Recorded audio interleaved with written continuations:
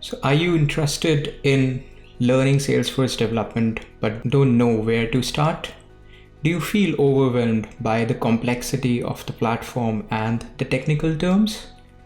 Don't worry, you are not alone.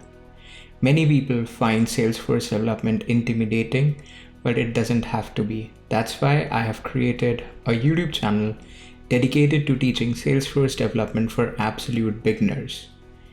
My channel covers everything you need to know to get started with the Salesforce development, from the basics of the platform to the advanced topics like Apex coding and Lightning components.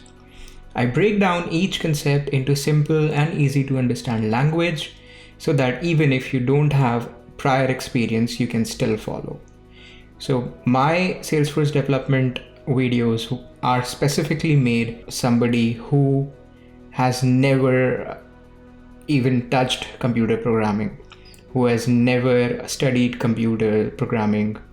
So these videos are for you guys.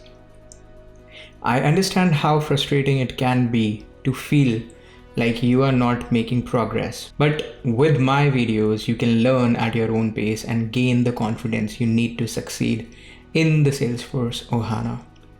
So if you're ready to start your Salesforce development journey, head over to my channel and hit the subscribe button.